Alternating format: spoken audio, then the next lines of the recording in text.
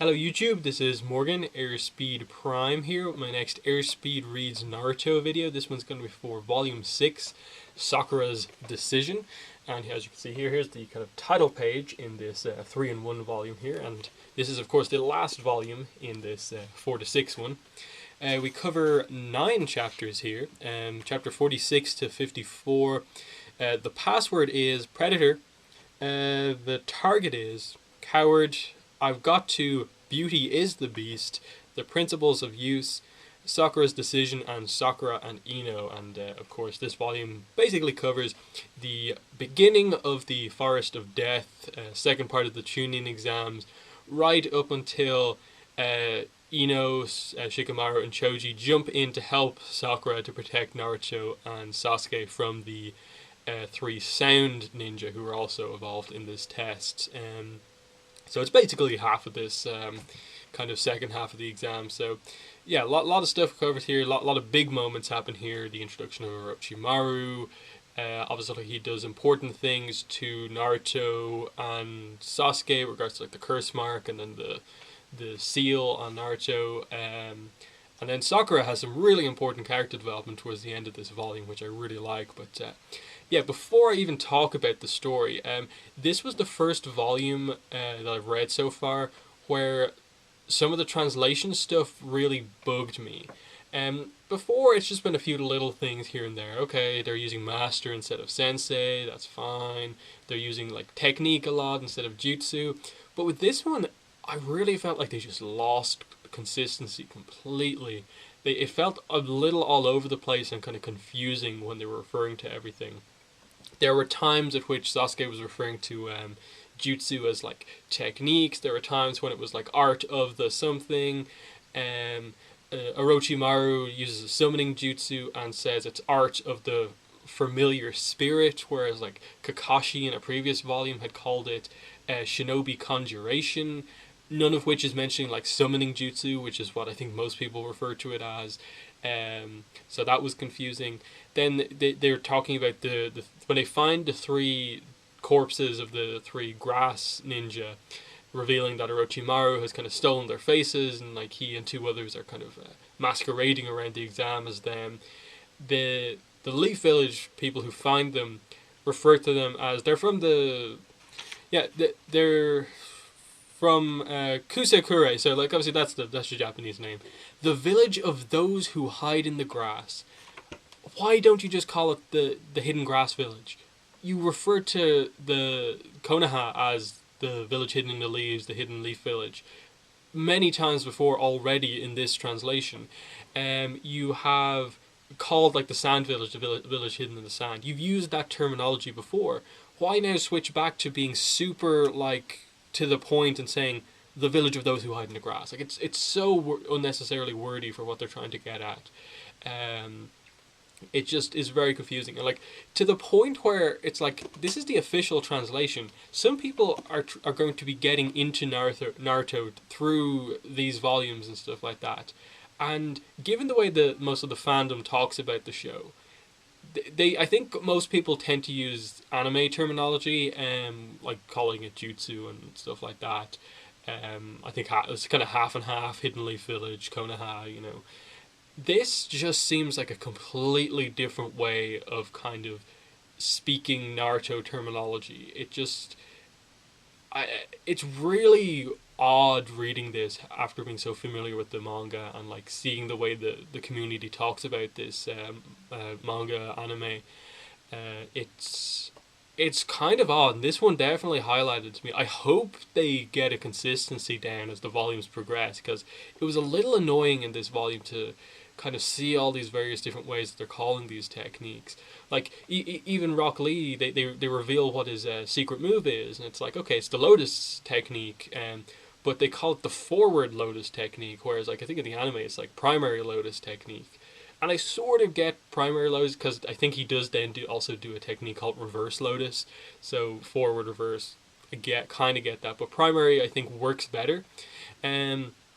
But you know, it wasn't so much that I was completely like annoyed throughout the entire volume, but it's just a little frustration consistently throughout. But anyway, let's move past that and get into the actual content of Volume 6.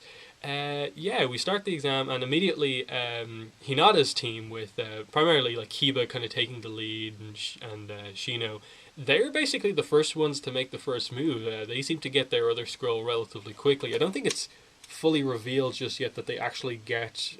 They capture the team, and it's assumed that they take the scroll. So they're like the first team to get their scroll. So that's really interesting that they just established that some of our rookies straight away get them. And obviously later on we find out that like they're kind of they specialize in tracking. So like you get that this was kind of perfect for them. You see kind of Ino, Shikamaru, and Shoji kind of hiding out. They're gonna like just look for the weakest people to try and take them out, and then like basically immediately Team 7 is targeted, and you get this like fun little exchange at the start with just this one ninja on his own attacking the group, basically taking out Naruto while he's urinating in the forest, and then transforming himself into Naruto, but he gets it kind of mirrored, and he has Naruto's tools on the wrong side, so Sasuke sees through it immediately. At the start of this, they very much set up the idea that Sasuke is like on the ball. He knows what's going on. He's completely focused, whereas Naruto is kind of shown to be a bit distracted in these sort of scenarios, and not fully aware of the danger of the situation. And it happens like almost immediately afterwards. Orochimaru notices this, and tries to also kind of disguise himself as Naruto. But this time, the way Sasuke kind of sees through it is that he had all of them memorized when the real Naruto was still there. Memorized this poem, and when we ask you to say it, if you say it right, we know you're you. If not, we know you're a fake disguised as someone else. And so Sakura, he knows that Sakura is going to remember that because she's smart. But he knows that Naruto is not going to remember it because he's so dumb, basically. But Orochimaru overhears this and disguises himself as Naruto and just says it perfectly. And then Sasuke knows that it can see straight through it. So it's a really interesting setup that Sasuke is just like leading the team pretty effectively here, and Naruto is just kind of useless at the start of the exam. So while Sakura and Sasuke confront Orochimaru, Naruto has been taken out by Orochimaru and is like eaten by one of his summoning animals, the giant snake. And it's pretty cool the way Naruto obviously gets out of that. He uses multi-shadow clones and basically explodes the snake, which is a pretty kind of brutal scene. But he gets out of that and it's kind of like, yeah, I'm not going to get defeated by being eaten by a snake. And yeah, and then with regards to Orochimaru's reveal, like even before it happens, both of them are terrified of this grass ninja initially, because they do this thing they did with Zabuza as well, this idea that if there's a huge gulfing class of ninja and one's much more experienced than the other, and especially if they're kind of seen as like a brutal or violent ninja, their bloodlust can seemingly overpower just with like force of will someone. So Sakura is left kind of shaking on the ground and able to move. Sasuke, roughly the same. He can sort of still move, but he's really struggling like he was against Zabuza. And he has to like stab himself in the leg to really snap himself out of it. It's something that never comes back in the series really after this. We never really see this idea of like someone's bloodlust being able to effectively like put a genjutsu on someone effectively. And like the anime makes it fairly clear that in no way is it really a genjutsu. It's just like the kind of force of will type thing, kind of what I suppose what they're trying to get at here is kind of like a Naruto version of like Conqueror's Haki from One Piece. Just like you can just really overpower people who aren't as powerful as you just with like your willpower. But ultimately it doesn't really come back. It's not really a thing as the series goes on, even as we're introduced to even more kind of crazy villains and stuff like that. But yeah, and you know, obviously Sasuke does eventually snap out of it. Naruto does make his grand return, and stuff like that. But the thing is, Sasuke's about to hand over their scroll straight away to get them out of this situation, because in his mind, they're in no way powerful enough to defeat Orochimaru, who's basically like more or less revealed himself at this point. And it's Naruto doesn't like this at all. Like, he just punches Sasuke. That, like, look, you're a coward. You're the one who's now not the real Sasuke, because the real Sasuke isn't a coward. He would never do something like this. It's a really cool moment because they set it up perfectly with the idea that, like, we've got two fake Narutos up to now, and then we know it's the real Sasuke, but Naruto calling him a fake for, like, a character kind of reason has so much impact. So I really like the way that that's actually done. Yeah, and you're the idiot. You're a coward, which Sasuke isn't, so you're not him. Yeah, and he logics it out and saying that, like, even if we did hand over the scroll, there's no guarantee that he's going to spare us. And, like, Sasuke is really taken aback by this, that, like, Orochimaru is at least somewhat impressed that Naruto is the one keeping his cool in this situation and is actually, like, thinking fully about this. Yeah, of course they're attacked by another giant snake again. Sasuke can't really do anything, and we get a little bit of Naruto kind of Ninetales kind of strength coming out here as he blocks the snake himself. He hits it and kind of blocks it.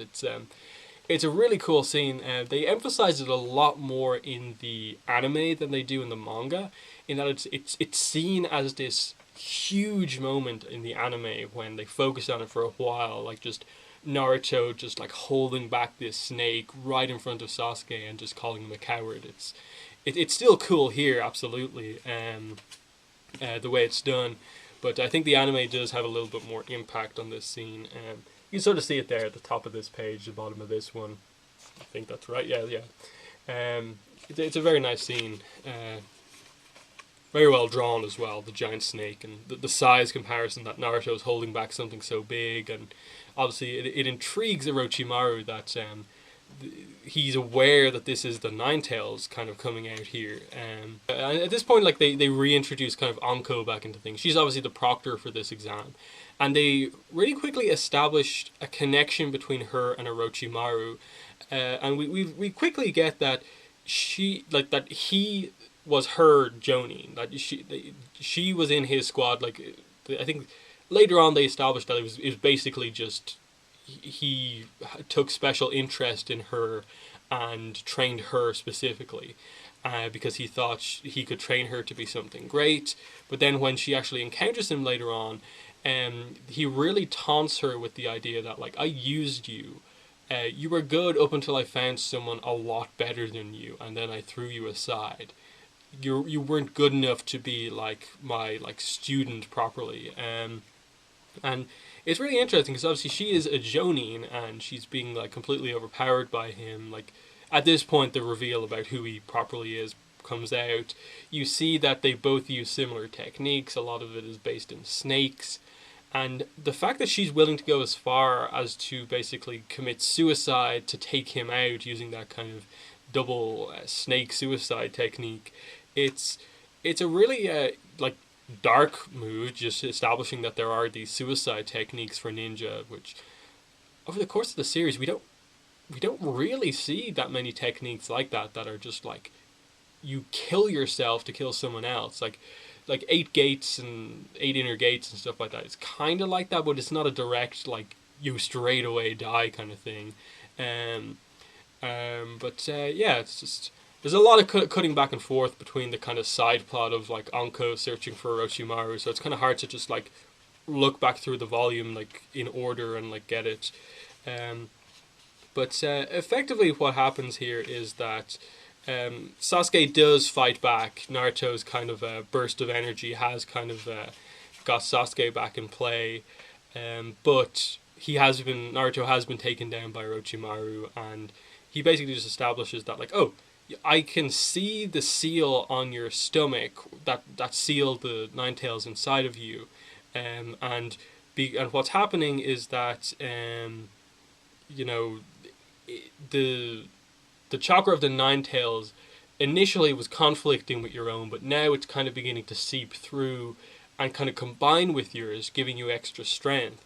And so what he does is he puts this 5-pronged seal on Naruto's over this other seal, which They don't establish exactly what it does just yet, but it knocks Naruto out of the kind of Nine Tails mode, and it just kind of establishes that it kind of disturbs his chakra for now. So that superpower that Naruto has is kind of gone for now because of this seal. But then obviously Sasuke fights back, and some pretty cool stuff with the weapons on the strings, and then like shooting the fire across it. And he does hit Orochimaru and impresses him enough that like Orochimaru's focus is on Sasuke. And obviously later on when Anko confronts Orochimaru, it's clear that he is kind of wanting to now replace her or whoever he currently has with Sasuke because he sees so much potential in Sasuke. But what he does do just before he leaves is that he's kind of more or less defeated Sasuke and just bites him on the neck, kind of vampire style, but obviously it's snake style here, and leaves this kind of curse mark on his neck. And it's just but what he's done to both Naruto and Sasuke has knocked both of them out. There's the curse mark somewhere there. So he's knocked both of them out, leaving kind of Sakura on her own, kind of defenseless against someone so powerful. And from here, the rest of the volume is kind of focused on Sakura protecting her teammates and like struggling to realize like if she can or not. Like she's on her own now, and like the two people who have always protected her are now kind of gone. And like it's notable, I suppose, the fact that she sees what happens to Sasuke with regards to the mark, but she didn't see the seal on Naruto or the new seal that Orochimaru put on him. So it's just interesting, like the details that Sakura has about like her two teammates. She knows more about like what Sasuke is kind of going through than Naruto. In that the whole reveal of Naruto's kind of Nine Tails mode, she obviously missed that in the fight because of all the mist in the Land of Waves arc. So that was her first time seeing that too. But around this time we're also setting up that Neji's team with Tenten and Lee are also kind of in or around there, and they're just kind of, they're just taking things slow. They'll realize that they've got time in here. They'll get it done eventually. They're going to collect food first, and Lee is kind of goes off on his own, and kind of that's where he encounters Sakura basically. And it's also around this time when we get that the Sound Ninja are starting to pursue Sakura because they want to get Sasuke because they see him again as a big threat, which is what was established last volume. I don't know, in volume 4 we saw them in the time when they introduced like the Sand siblings. They noted that Gaara and Sasuke are the ones to look out for. So this is obviously Dozu. It's Dosu. Kaku and Kin, Kin, I think are the names of these three sound genin. They're especially the girl, who I always forget what her name is, just because I think she's the least interesting of the three of them. But you just have Rock Lee kind of going around the place, and he encounters the same kind of animal that had the paper bomb on it, and kind of that leads Rock Lee back to Sakura. And yeah, you're just in this really kind of crazy situation of Sakura about to be ambushed by all three of these sound genin, and she's kind of helpless until Lee arrives. And Lee, like, obviously was established up to now to be very capable. Like, he basically defeated Sasuke in the last volume. He comes in, his taijutsu is working quite well. He reveals the secret technique, which is the primary lotus, or as it's called in this translation, I bring that up again, the forward lotus technique. It's effectively, he uses the bandages on his arms to kind of wrap his opponent up and basically pile drives them into the ground. But because of the way he does it, he also goes kind of head first into the ground and takes some damage as well. It puts a huge strain on his body. There's a huge explanation, like a flashback with Guy, just establishing that, normally human beings utilize a mere 20% of their own muscular energy. If anyone were to employ anything even close to 100% of the strength in his muscles, they'd very quickly break down. So the brain sets a limit on how much power our muscles are able to and willing to use, and the secret of this technique is overriding that limit And of course, just establishing that if you do this and take the limit off, you put more strain on your body and you're more in danger of being injured. They don't quite get to the point of calling it the eight inner gates just yet, and establishing that to use the primary lotus you have to unlock like the first like one or two or something like that. And we'll get to that eventually, but yeah, it's a pretty cool panel as you just like spinning pile drives Dosu into the ground, but Kaku, I'm completely forgetting the other guy's name now as well. He uses his technique to basically soften the ground by like putting energy into the ground and like softening it and blocking the attack, but he still says like I took a lot of damage and like that's a pretty lethal technique. And then Dosu reveals kind of more of what his power actually is. Establishing what he did to Kabuto in the previous volume is just that he punches people, but the gauntlet that he has on also unleashes kind of sound energy, and that damages the eardrums and stuff like that. And we get a kind of in-depth medical explanation on how this specifically works with regards to like damaging the eardrums, and like they explain stuff like they use the measurement of sound of fons instead of decibels, which is pretty interesting in that I think more people are way more familiar with decibels rather than fons, but they go into it here and just establishing that like my attacks kind of ruin your equilibrium, and like me fighting you, you're at a huge disadvantage because you rely so heavily on your balance for your taijutsu, and so Rock Lee, we see some of his heart come out here where he sticks in the fight even though he's kind of in a really bad way here. He blocks some of Dosu's attacks, but Dosu reveals that when he unleashes the sound, even though the kind of sound holes are pointing a different way, he can use his chakra to channel the sound in a specific way. So they establish this guy's a real threat. Rock Lee has taken some pretty bad damage to his kind of, I suppose, ear canals, eardrums, and he's kind of out of the fight. And then so at this point we get established to us that Shikamaru, Ino, and Choji are in the bushes watching this fight take place. They're just kind of waiting to see what happens and potentially profit off the end of the fight. But Ino is beginning to kind of connect with Sakura. She's seeing Sakura fight so hard for her teammates. And we start to get some flashbacks here, which is pretty interesting. We knew there was a history between these two before because it was established that they're rivals. And we just get here that primarily the reason that they're rivals is because the two of them both like Sasuke, and a couple of years ago Sakura said that, and basically said that because we both like Sasuke, you're now my rival and we can't be like close friends anymore. And so this is kind of what turned them into super rivals, and why they've been more argumentative with each other recently than like actually friends. And just as it progresses, you see Ino, who's been very, I suppose, resentful towards Sakura for doing this, begin to kind of really feel that friendship kind of coming back, seeing Sakura in so much pain as the sound ninjas are kind of overwhelming basically at this point. We get the girl, Keen. Again, I need to get these three kind of more minor characters' names down, but Keen obviously is grabbing Sakura's hair, they're kind of throwing her around a bit, and you get an amazing moment of just this idea that, you know, the girls, Ino and Sakura, both grew their hair out to try and impress Sasuke, and they make a big emphasis on the whole idea of like, Keen teases Sakura about like, oh, is this your secret jutsu, like conditioning your hair and stuff like that? That's all you seem to care about. And Sakura gets her kunai out and basically cuts the hair, like basically stopping the person from holding on to her by cutting her hair.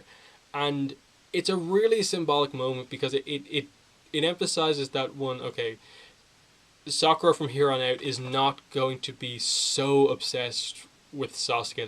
That's all she cares about in impressing him. She is now kind of realizing that, you know, caring too much about her looks isn't important. It's more important about being good on the job and protecting your teammates. And this is her kind of big moment. And it works so well because they explain the meaning behind the hair, and it's her kind of really stepping up here, just establishing that, you know, like, I've always walked behind them watching their backs as they protect me, but now this is my chance to protect them, you know. so they're now going to watch my back. And that's kind of like the core of Sakura's character throughout the entire series, ultimately. This idea that she constantly wants to catch up with them because she knows that they're kind of better than her. And it's kind of her goal to find like her own speciality that allows her to protect them or help them in some way. Ultimately, it becomes becoming a healer, becoming a medical ninja, and acting as more of a support role for them when needed, and more specialized in certain ways to help them, because they are obviously later kind of develop into like much higher level ninjas than almost every other character in the series. But it's a big moment as you get the reaction of all the characters to this, because after she cuts the hair off, she really like is going flat out here. Like she goes for it here. What she does to kind of injure Zaku is pretty intense, because she obviously uses some basic jutsu. She uses substitution jutsu to block kunais and stuff like that. And she does it 2 times in a row, and the guy thinks she's going to do it 3 times in a row. But she actually takes the kunai herself. Like, she actually just allows herself to get hit with the kunai so she can close in the distance and stab him through the arm and bite his arm. I think it's done even more brutally in the anime, because as they show you the flashback explaining the significance of the hair, you have Zaku the whole time like punching Sakura full force in the face, whereas here they just establish that he like throws her on the ground afterwards. I do think it had a bit more impact in the anime than it does here in the manga, just because of the music, the emotion, I think comes out a bit better in the voices than it does quite here, just reading it panel to panel. It's not bad by all means here, it's just I think the whole thing of like Sakura constantly getting punched but still keeping her teeth in on the guy's hand works so well in the anime that it just really gets that across well. And yeah, just establishing that even though they have a super rivalry, Ino then jumps in to protect Sakura with her teammates, and it's just a nice thing to set up ultimately more stuff for the 3rd stage of the exam, but that we are going to get to know the other Konoha rookies as well. But yeah, that's basically the volume. We end it there in the middle of this moment where just like, okay, Team Asuma is going to join the fight as well, and these sound ninjas are still a big threat, but Sakura has had a big moment of realization, and she's going to be a lot more serious from here on out. But yeah, let's get into my volume awards, and I suppose final thoughts. Favorite character from the volume has to be Sakura. I think the final couple of chapters focusing on her was much needed, because she has definitely been the least amount of focus of the 3 main characters. And here, I like how they used the fact that she has had the least amount of focus as her kind of character thing. That Naruto and Sasuke have been developing super quickly, and they're gaining all these powers. Naruto was beginning to get the hang of this kind of Nine Tails powers, or use it a bit more.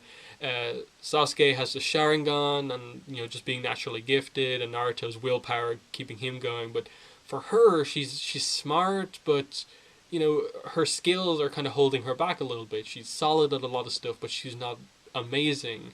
They're always putting themselves on the line to protect her, and this is her chance to do that for them. And seeing the way she goes about doing that, and how heavily she puts herself on the line, like because she hasn't been at too much risk, I suppose, and like been injured and stuff like that, it has such impact seeing her like just take like through 3 kunais like full force on purpose to get an attack in. Seeing her be like vicious and like attack someone like this is very impressive, and it really contrasts well with the flashback showing a very meek Sakura who doesn't have a lot of confidence, and Ino kind of helping Sakura to have confidence, with present day Sakura like biting a guy in the hand while also stabbing his arm with a kunai, and just like really like putting herself completely on the line, like risking her body for her friends. And it's a shock for Ino, because in a way, like she's never known this Sakura, that Sakura is different, very different than before, and potentially she's developing ahead of Ino, and Ino kind of doesn't want that to happen, and it's their rivalry, but it's also their friendship coming out, and we'll get more into that, of course, in I assume the next or volume or two, but really, really impressive stuff with Sakura. Absolutely deserving of the award this time out. And my favorite panel and stuff like that also, links to that. Absolutely. So yeah, my favorite art has to be this kind of double page panel of Sakura, cutting her hair off with the kunai. Really, like, one of the, I think, best moments in the anime and the manga from the early parts of Naruto, just as in terms of a character moment.